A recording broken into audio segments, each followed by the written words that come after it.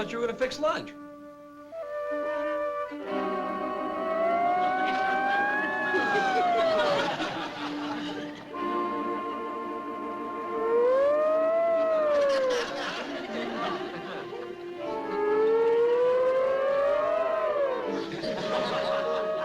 How long do you think it'll be before Earth people can do tricks like that? Oh, I don't know. Maybe 30,000 years from now. Oh, I can hardly wait. Oh, hey, are you going to wear the blue suit today? I hadn't planned on it. You know, it was a lucky day for me when we got together. In all my previous visits to your planet, I've never met anyone whose clothes fit me so well. Well, the name O'Hara fits you pretty well, too, you know. You are almost handsome enough to be a member of the family. Matter of fact, I wish you were. Thank you, Tim. Sometimes I feel that I am. Who's Harvey O'Hara? Oh, well, he's my cousin. You know, it's funny you should mention him. I haven't thought about him in years. He sent you a special delivery letter. There it is now.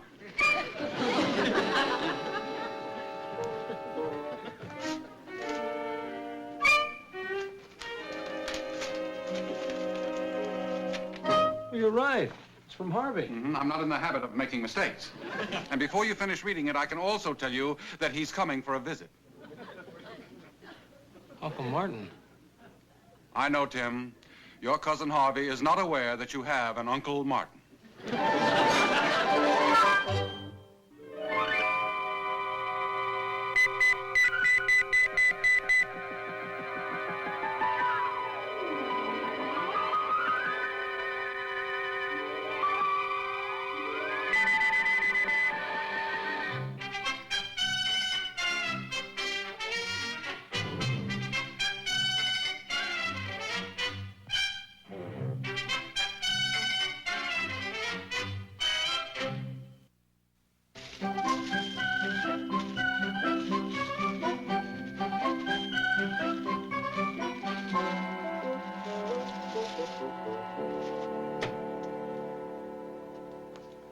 And I don't remember very much about him, except that he was a moocher. I remember once when I was a kid. Now, if I had an all-day sucker, I had to finish it before he showed up. I set a record once, 6.5 minutes. But you know, the one thing I can never forgive him for, he made off with my Boy Scout knife. I wish you Earth people would learn to be more explicit in your communications. He says he's going to drop in on you. Now, in your vernacular, that could mean anything from a quick hello and goodbye to taking up permanent residence. Well, you don't think he wants to move in here, do you? I don't know. Relatives seem to feel that they have inalienable rights, even on Mars. But he can't stay here. I mean, even if you were invisible, he'd find out about you. You got the spaceship down in the garage. Your manuscript for your book is sitting over there in the desk. And then there's Mrs. Brown. How are we going to keep him from Mrs. Brown? She's sure to spill the beans. Tim, there is no reason to panic. But Uncle Martin... We are forewarned, which means we have time to enumerate all the problems which could possibly arise from your cousin's presence. Then we solve them one by one. Now, the first thing we do is panic. Cousin Harvey's coming up the stairs. Special delivery mail. Uncle Martin, what are we going to do?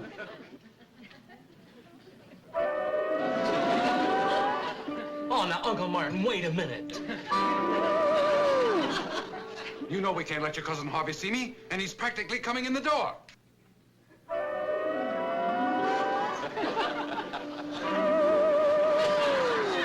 With 2 very large suitcases.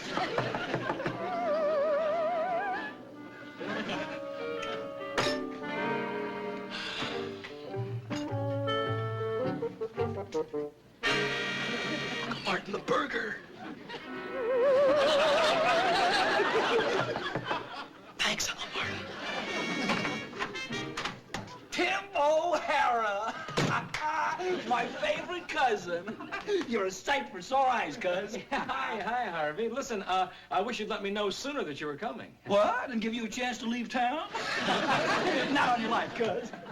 Now, don't let me stop you from whatever it is you were doing. Come on, I'll join you. Where's yours? Oh, yes. Well, mine's in the kitchen, Harv.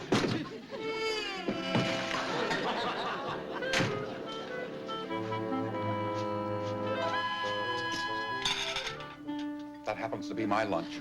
Not anymore.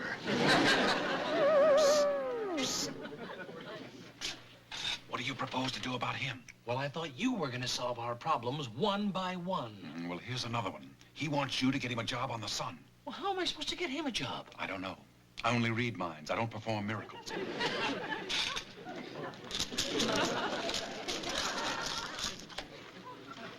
Where you been? Well, I was in the kitchen.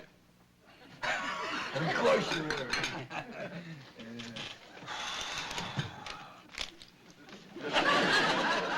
You know, what's this? Read it. Is Marriage Hereditary? By Harvey O'Hara. Wow. Yeah, that's a little editorial I wrote. Won a blue ribbon at the Tyler County Fair. It was picked up all over the whole state. Every newspaper reran it. Oh, well, that's just great. Congratulations, Harvey. Yeah, well, there's nothing to it if you've got the old touch. And Tim, I've got it. I'm ready. Oh, that's good. Ready for what? The big time, the big city newspaper. I've had it with the ice cream socials and the hog calling contests. I want to cover important stories like kidnapping, robbery, and murder. Yeah, there's nothing like a good murder, Harv. Yeah. Yeah, now, look, Tim, what I want you to do is just get me in the door. You don't even have to give me a push. I guarantee that in no time at all, I'll be as big on the Sun as I was on the Oak Grove Weekly Gazette and Advertiser. Ah, yes, sir.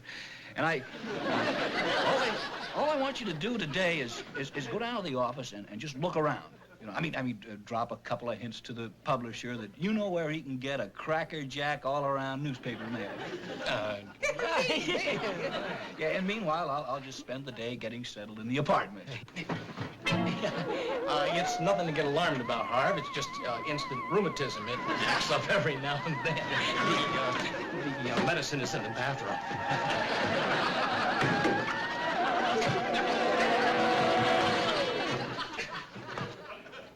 I was afraid of that. He's moving in. Look, Uncle Martin, I didn't invite him. Well, you can't leave him here for me to entertain. What do you want me to do? Take him down to the Sun and babysit? I don't care if you strap him on your back like a papoose, only get him out of here. Oh, Uncle Martin, look, I have got a great idea. Now, you sneak out, then you come back in again, and I'll tell him that you're already living here, and that there's no room for him, and he won't know who you are. How about Mrs. Brownwood? She's coming out of her kitchen door right now with a plate of fudge brownies. Fudge brownies. They were only an excuse. She evidently saw him coming in. She's on her way up to meet him. Oh, fudge brownies, especially Mrs. Brown's. You know, when I was a kid, I made better mud pies. I'm so hungry right now. A mud pie would taste like a delicacy. So long.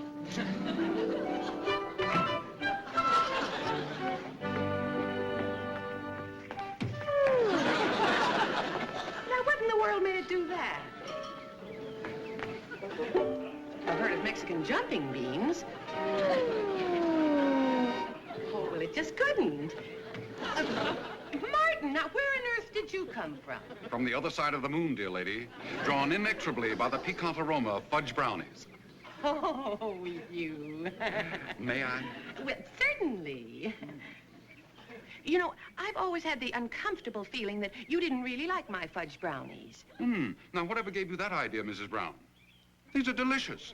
I could make a meal on them. Oh, well, certainly help yourself, Martin. I was just bringing them up to you and Tim, and that nice young man I couldn't help noticing going into your apartment with 2 suitcases. That's Tim's cousin. Oh, I'm just dying to meet him. Oh, well, he was on a bus all night, and he's very tired. I'm sure that he'll sleep all day. So, I'll meet him tomorrow.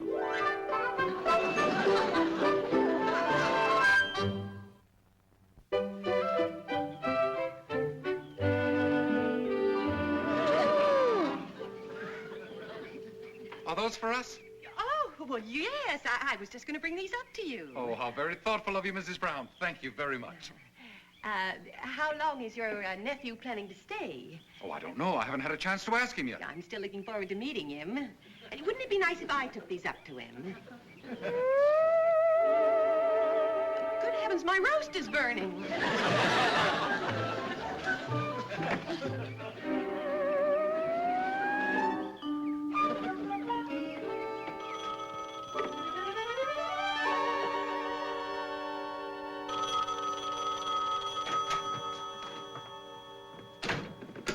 Hello?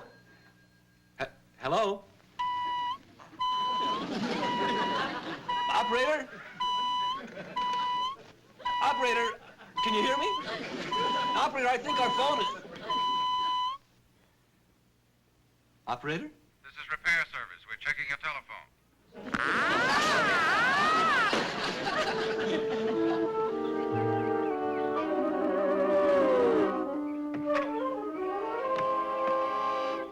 I wasn't cooking a roast. You weren't? Well, I'll take those. Thank you very much.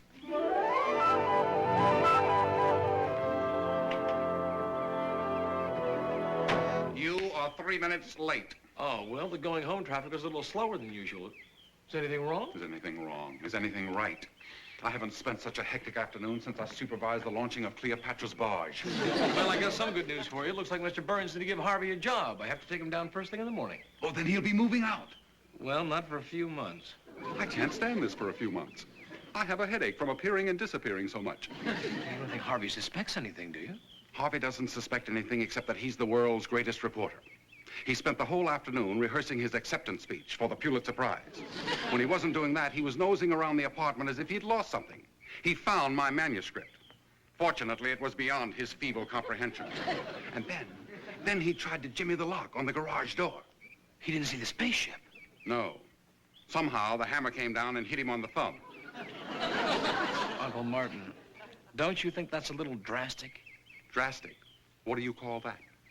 I was trying to get a piece of cheese out of the refrigerator, and your cousin Harvey slammed the door. And another thing, where is he going to sleep?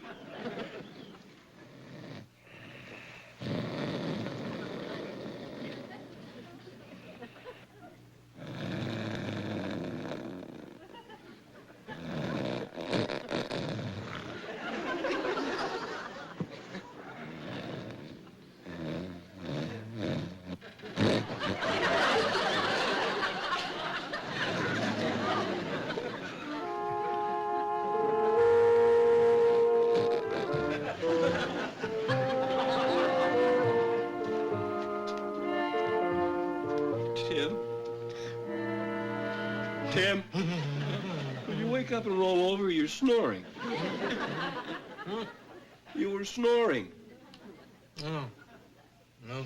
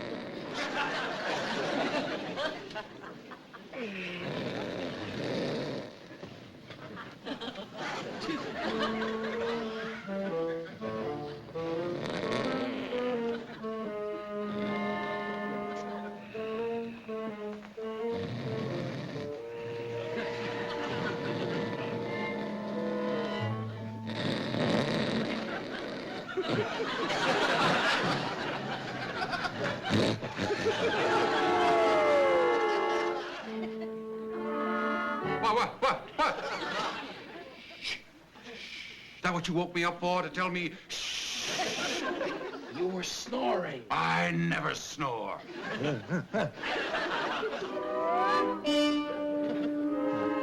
What's going on? What are you doing? Well, I thought you'd like a nice glass of warm milk. Put you to sleep.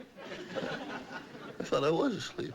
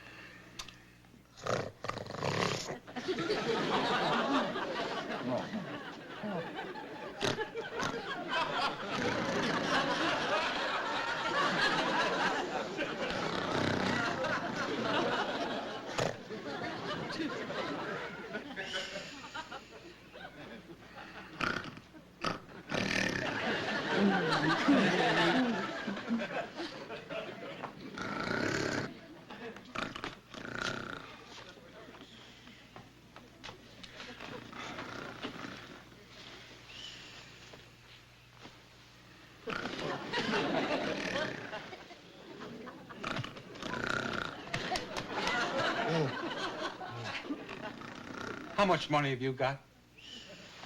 About $1.50. Oh, that won't be enough. I was thinking of going to a hotel. But for $1.50, you can't even sleep in Griffith Park. Oh, well, look, if you want to trade places, I'll sleep in the rocking chair.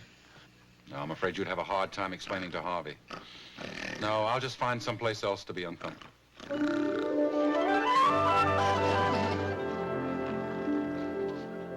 Hold up on my breakfast a few minutes, will you, Tim? I want to grab a quick shower. Oh, well, hurry up. You don't want to be late your first day at work.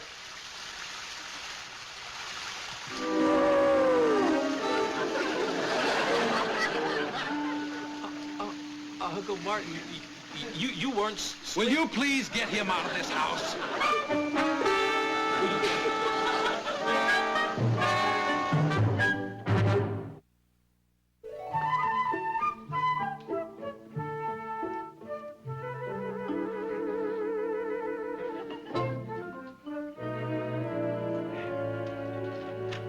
Good morning, Mrs. Brown. How nice to see you. Won't you come in? Oh, thank you. My, we're in a happy mood this morning, aren't we? And why not? God's in his heaven and all's right with the world. Temporarily, at least. I tried to catch Tim and his cousin as they were driving out. I wanted to invite you all for dinner this evening. I found a new recipe for rabbit stew using tuna fish instead of rabbit, and I'm just dying to try it out on company. Sounds delicious. However, I have other plans for this evening. Oh, I'm sorry. Well, perhaps Tim and his cousin can join me. My other plans included you. Me? Mrs. Brown, would you do me the honor of dining and attending a cinema afterwards? Would I? I mean, I would. Oh, I think that'd be most enjoyable. Well, I suggest we get an early start, say 4:30 or 5 at the latest. Oh, yes, I'll be ready. I better get started right now. Let's see. Now, I've got to sew a button on the blue dress. Or do you think the green one would be prettier? Well, I'm sure whatever you choose will be most charming. Oh, yes, I'm sure it will be, too.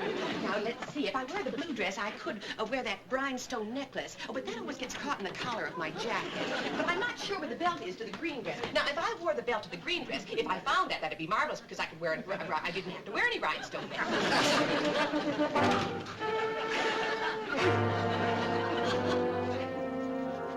Oh, what a tangled web we weave. When first we practiced to deceive. And to think I gave that line to Sir Walter Scott. Little up on the shoulder, little on the shoulder. Well, how much longer do you think you can hold out, Uncle Martin? I don't know. Actually, this is an impossible situation. You know, sleeping on that rocking chair is bad enough. But now Mrs. Brown is beginning to think of orange blossoms and wedding bands. Yeah, well, you can't blame her. You've taken her out every night this week. Well, I had to, didn't I? I couldn't let her meet Harvey, could I? I tell you, I deserve a medal for bravery above and beyond the call of duty. You know, the way my savings account is draining away, you can't afford to be brave. Well, I'd rather spend that money on a nice, quiet hotel room than Mrs. Brown. Let's throw a little bit up on the neck, higher, right. Careful, careful, you're shaking up the antenna. You know something, Tim? The greatest generals in history, when faced with an impossible situation, struck out boldly. That's what we need to do. Attack. Mrs. Brown? No, Harvey. How? I don't know yet. Look out.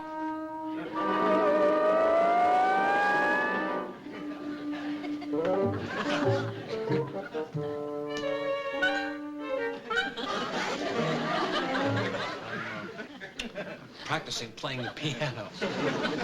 Without a piano? It's harder that way. You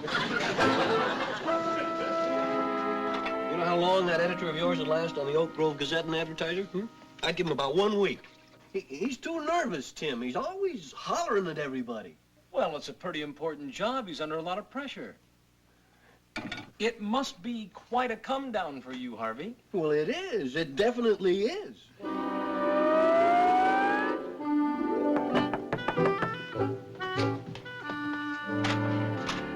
Hi. Glad I caught you home.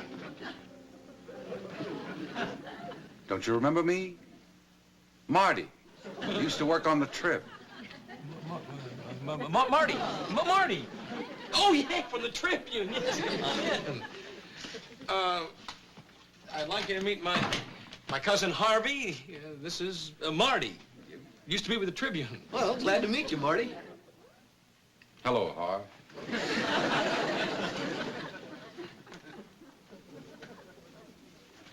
You know where I can get a job? A job? Well, no, not offhand. You see, Harvey just started working down at the Sun, and, well, I'm afraid they're just not taking on any more help right now. Where'd you work before, huh? Oh, just a little two-bit weekly back in the Midwest. It wasn't much, but, well, you got to start somewhere. Now, don't knock small-town papers to me, Harv. They're the backbone of this country. Oh, well, I wasn't knocking the Gazette. I mean, it was all right for a while, but, well, when you got the old know-how, you got to move on to the big time. It's a shame. It's a dirty shame, that's what it is. This kid reminds me so much of myself when I was young. I was going to conquer the world. I couldn't wait. And within 1 week after going to work on a big paper, I had my first hallucination. I don't think you ever told me about your hallucinations, Marty. It was tension that did it. I was working at a job where I didn't belong. I imagined things just moved all by themselves from one place to another. You know, just floating through the air.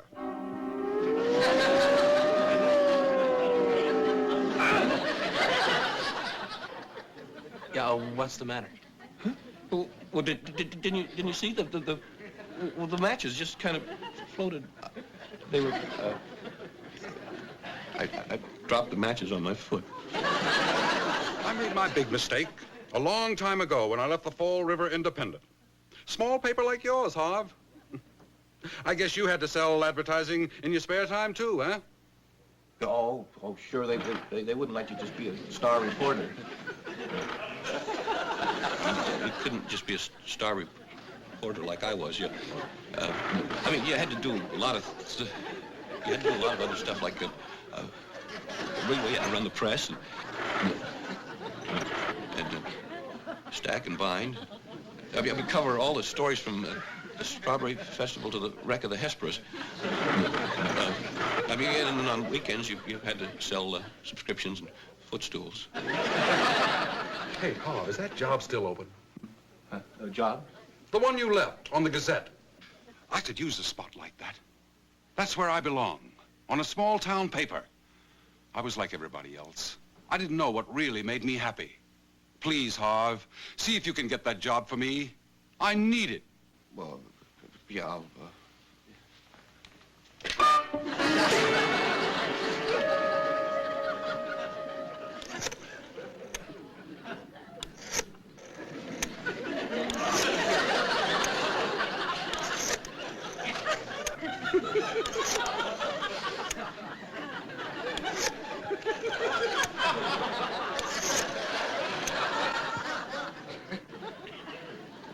hello, Mr. Humphreys.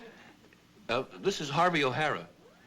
Have you gotten anyone to take my place at Oak Grove? You haven't?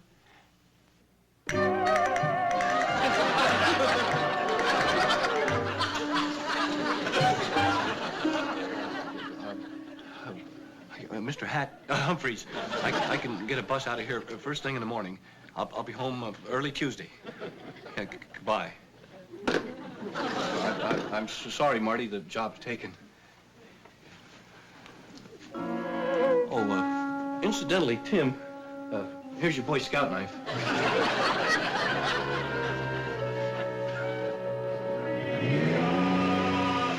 Harvey with the light brown hair. Martin, Tim. I've been looking for you. Your cousin's upstairs. But that isn't possible. We just took him to the bus station and waited until the bus disappeared in the distance. Ah, but it isn't to him. Do we have a cousin named Margie? You want to take a ride? Where to? Honolulu.